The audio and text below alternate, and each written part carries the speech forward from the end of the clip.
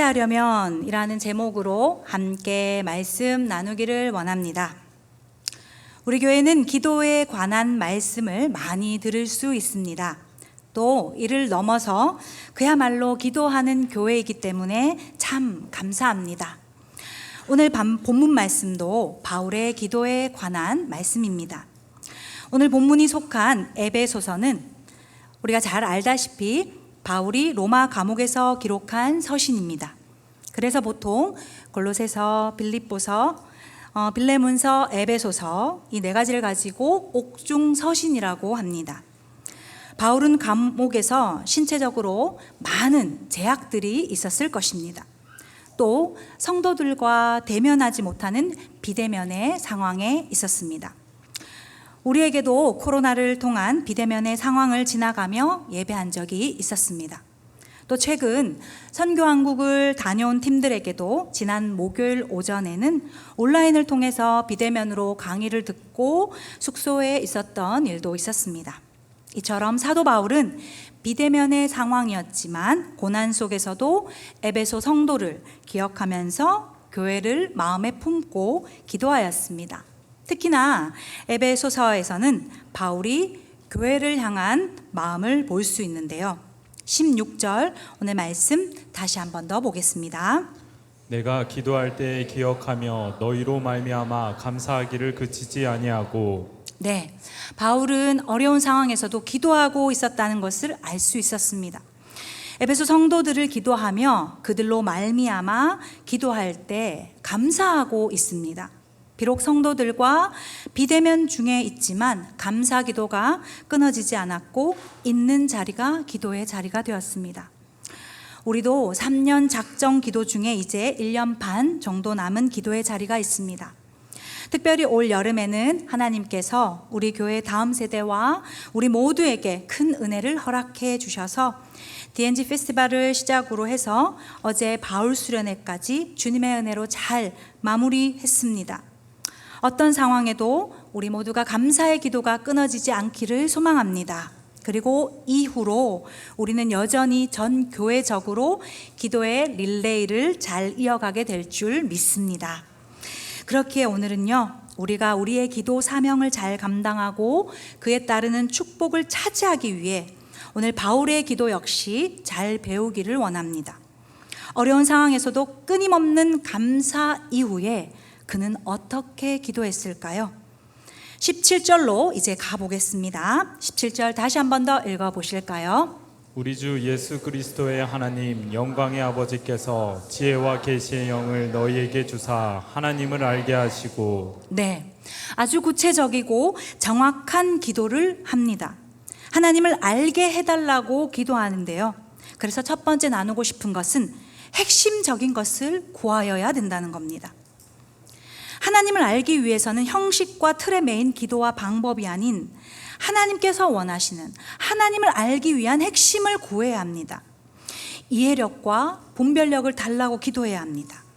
오늘 말씀에 있어서 사도 바울은 하나님을 알기 위한 핵심으로 지혜와 계시의 영을 두고 기도합니다. 그리고 그로 인하여서 이해되고 분별될 수 있다는 것을 또 한 번 상기시켜 줍니다. 지혜와 계시의 영이 임하면 이를 통해서 하나님을 알게 되기에 그를 두고 기도하라는 겁니다. 지혜는요, 분별할 수 있는 통찰력, 이해력을 의미합니다. 하늘에서 허락하시는 겁니다. 그리고 계시의 영은요, 성령을 의미하는데 비밀스러운 것을 열어주십니다.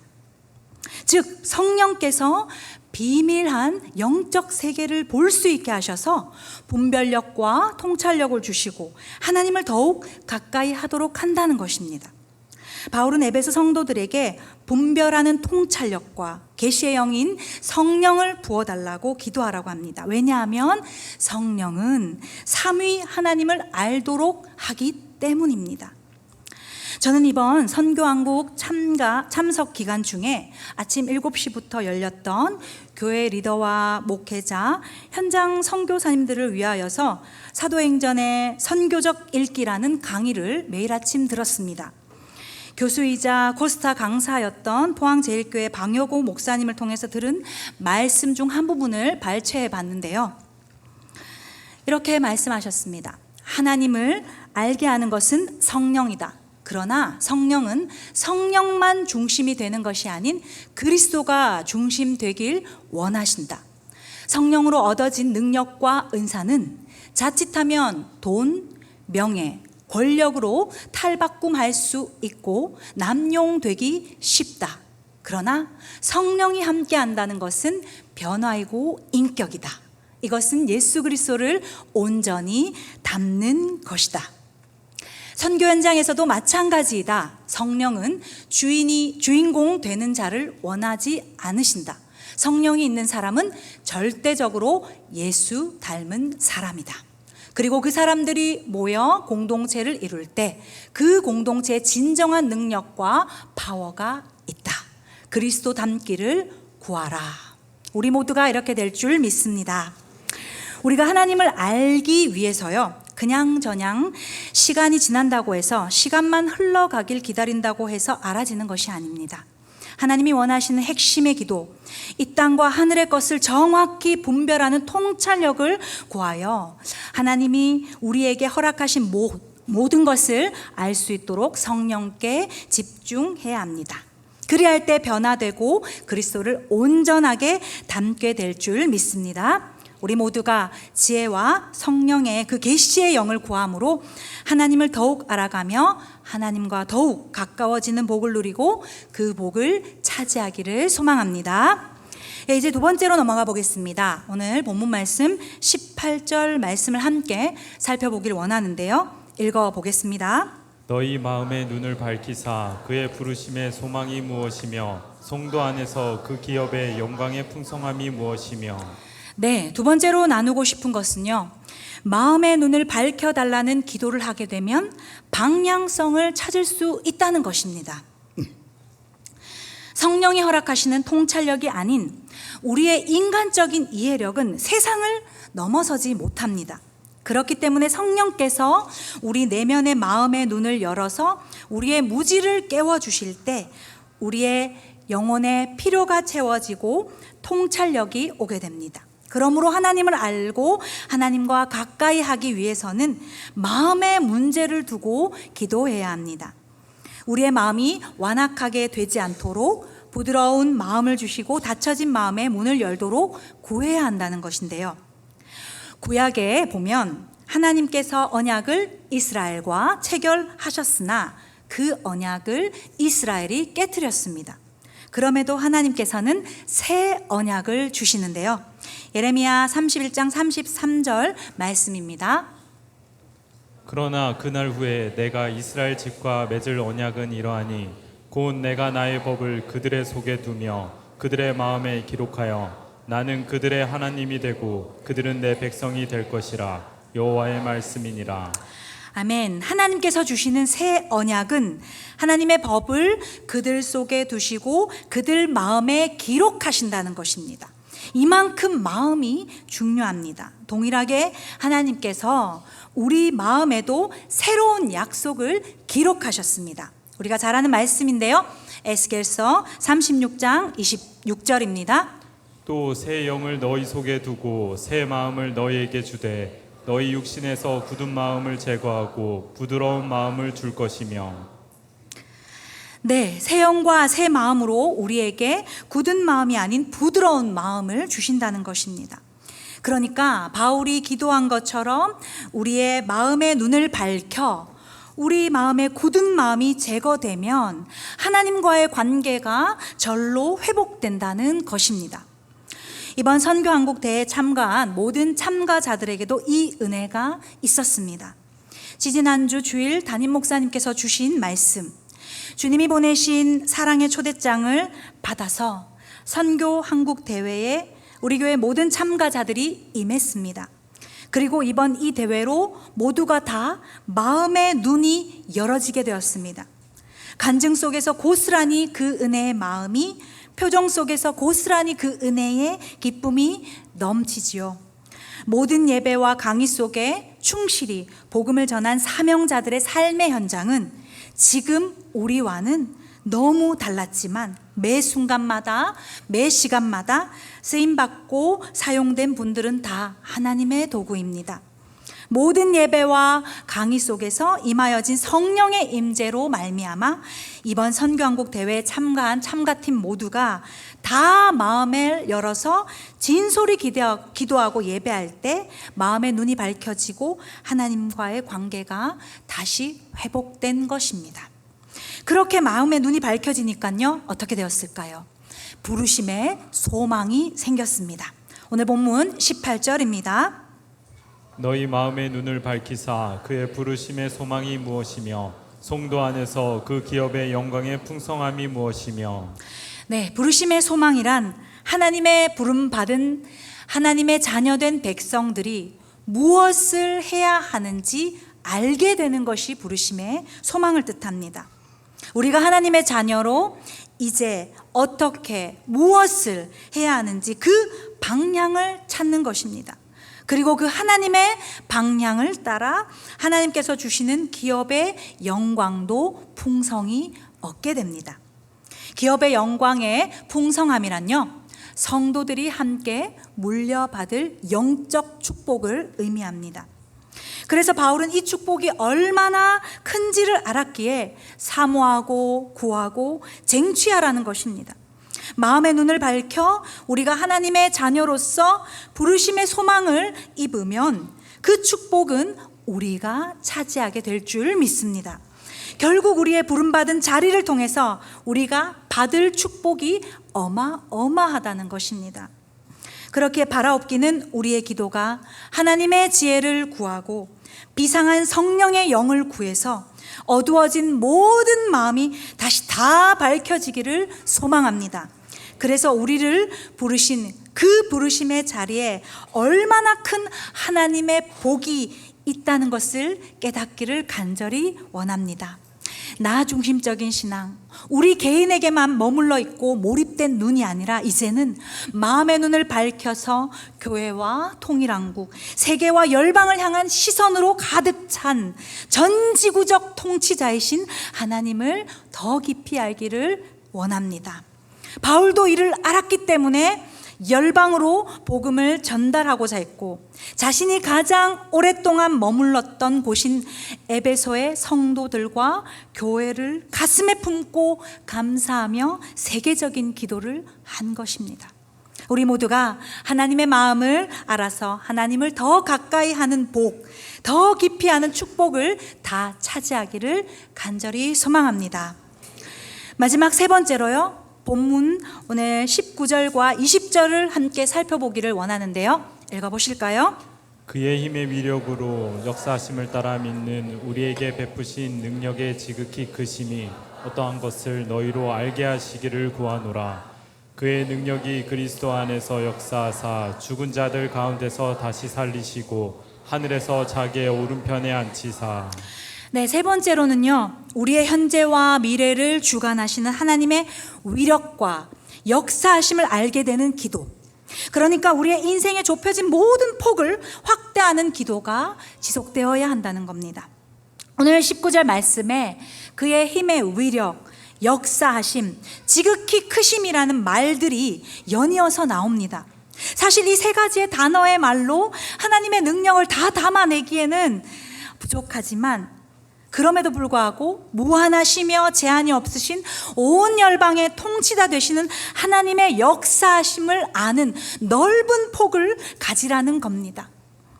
바울은 에베소서를 통해 우리에게 하나님의 크신 능력이 베풀어졌음을 말하고 싶었습니다. 그리고 더 중요한 것은 우리에게 베풀어 주신 이 하나님의 지극히 크심과 그분의 크신 위력은 그리스도 안에서 완성되었다는 것입니다. 역사하심이라는 것은요, 여전히 일하신다는 뜻입니다. 그러니까 하나님의 위력은 그리스도로 나타나서 죽은 사람 가운데서 살리시고 하늘에 앉히셨습니다. 그리고 그리스도를 통해서 여전히 하나님의 통치를 실현해 나가신다는 것입니다. 그리고 또 살펴볼 부분이 있는데요, 21절입니다. 한번 읽어볼까요? 모든 통치와 권세와 능력과 주권과 이 세상뿐 아니라 오는 세상에 일컫는 모든 이름 위에 뛰어나게 하시고. 너무 중요한 부분입니다. 부활하신 그리스도는 이 세상과 오는 세상의 모든 이름 위에 뛰어나신 분이심을 이야기합니다. 여기서 중요한 부분이 이 세상과 오는 세상입니다. 이 세상과 저 세상이 아니라 이 세상과 앞으로 오는 세상입니다. 오늘 성경에서는 앞으로 오는 세상이 있다고 분명히 말하고 있습니다. 그러니까 현재적 하나님 나라와 앞으로 완성될 하나님 나라를 뜻하는 것인데요. 이는 끝없이 진행되는 하나님의 시간이 있음을 알려줍니다. 우리가 보통 내일이라고 하면 내일이 계속 간다라고 표현하지 않고 내일이 온다라고 표현하지 않습니까? 이거 성경적인 표현입니다. 예를 들어서 미래에 어떤 정해진 날짜가 있으면 그 날짜는 거기로부터 점점점 다가오고 있다는 것입니다. 성경에서 말하는 오는 세상, 특별한 날 안에 다가오고 있는 이 모든 오는 세상을 예수 그리스도가 다스리시고 통치하신다는 것입니다. 주님의 재림에 대해서 명확히 알려주고 있습니다. 예수님께서는 지금 이 세상의 주인이실 뿐만 아니라 오는 세상에서도 다시 오심의 주인이시라는 것을 분명히 믿으시기를 바랍니다. 이것이 곧 하나님의 힘의 위력입니다. 그러므로 하나님의 역사하심은 예수 그리스도를 통하여서 다 이루어질 줄 믿습니다. 그리고 이제부터 더 중요한 구절이 나오는데요. 오늘 본문은 나지만 그 뒤에 말씀을 조금 더 살펴보겠습니다. 22절과 23절입니다. 또 만물을 그의 발 아래에 복종하게 하시고 그를 만물 위에 교회의 머리로 삼으셨느니라. 교회는 그의 몸이니 만물 안에서 만물을 충만하게 하시는 이의 충만함이니라. 네, 온 우주적인 통치자가 그리스도시며 예수를 통해서만이 모든 만물의 생명이 회복된다는 말씀인데요. 그렇게 하나님께서는 만물을 그리스도 발 아래 굴복시키셨고 교회를 통하여서 하나님의 역사를 이루어 가신다는 엄청난 말씀입니다. 그리스도만이 교회에 생명을 부여하시고 교회의 주인이 되어 주시기에 그분을 만물 위에 교회의 머리로 삼아 주셨다는 것입니다. 그리고 교회는 예수 그리스도의 몸이 되었습니다. 몸은 머리와 붙어서 머리의 명령대로 순종하며 움직이고 밀접한 관계를 맺는다는 것입니다.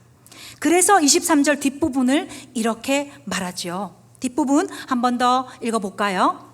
교회는 그의 몸이니 만물 안에서 만물을 충만하게 하시는 이의 충만함이니라. 네, 모든 것을 완성하시는 하나님의 계획과 그 충만함은 그리스도를 통해 그리고 또 그리스도를 따르고 모시는 교회를 통하여서 이루어진다는 것입니다. 믿으십니까? 아멘. 그러므로 하나님의 역사와 계획은 결국 교회를 통하여서 다 완성됩니다.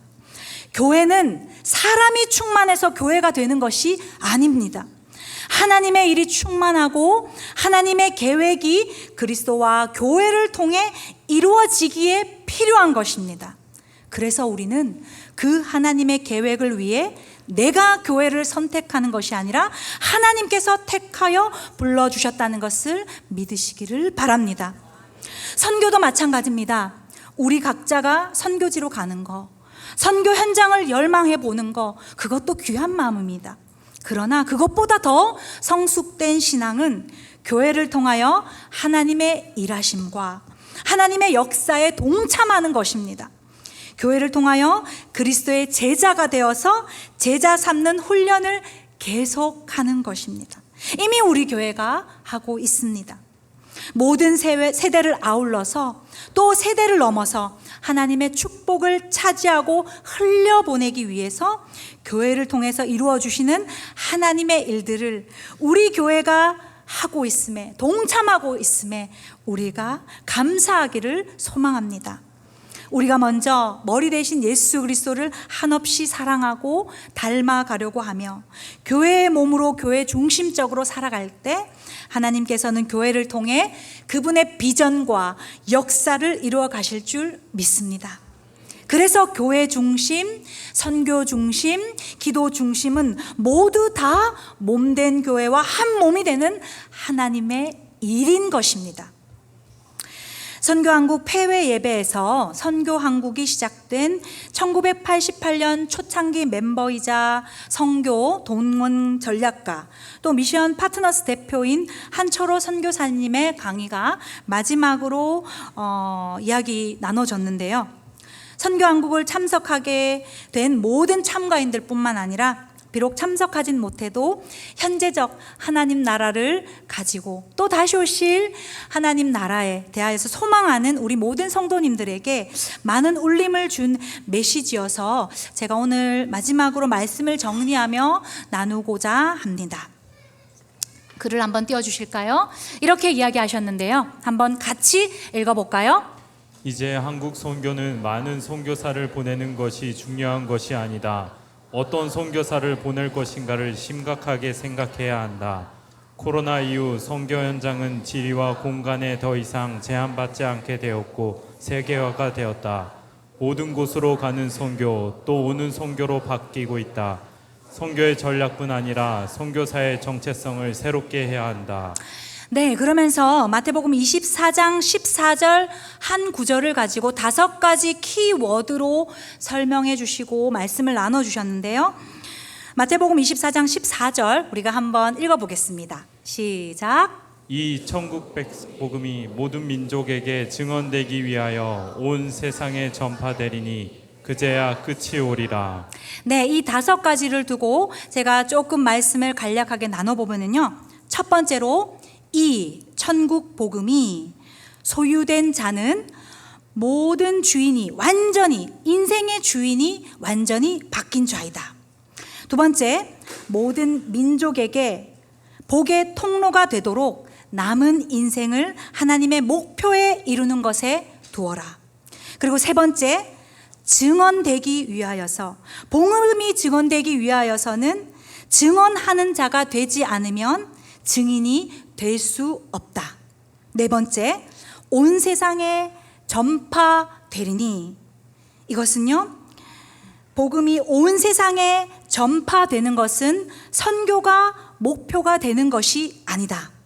다섯 번째, 그제야 끝이 오리다. 선교가 목표가 되는 것이 아닌 주님의 재림, 마라나타 신앙이 목표를 두게 되면 그 마라나타 신앙의 목표를 두게 되면 선교하러 가는 것보다 더 중요한 주어진 자리에서 진정한 선교인이 된다. 그래서 우리 모두는 선교사이다. 말씀을 마무리하려고 합니다. 3년 기도 가운데 1년 반이 지난 시점입니다. 지금 우리가 있는 이 자리에서 하고 있는 모든 기도도 선교의 한 방편입니다. 우리는 어떤 기도의 제목을 가지고 구하며 또 어떤 눈과 마음을 가지고 살아가고 있습니까? 우리의 기도가 세계적이 되기 위하여서는 하나님께서 원하시는 것을 알고 그 방향을 찾아서 우리의 기도의 폭이 넓어져야 됩니다.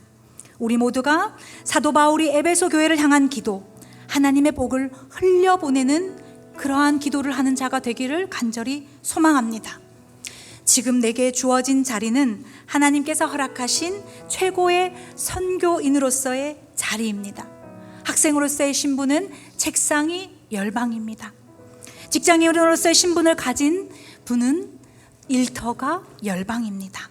그렇기에 주님 오실 때까지 하나님께서 우리에게 내어주신 숙제, 그 사명의 자리를 잘 지키고 잘 감당하여 이 모든 것이 교회를 통하여 이루어지는 하나님의 거대한 역사적인 일들이 됨을 믿으시기를 바랍니다.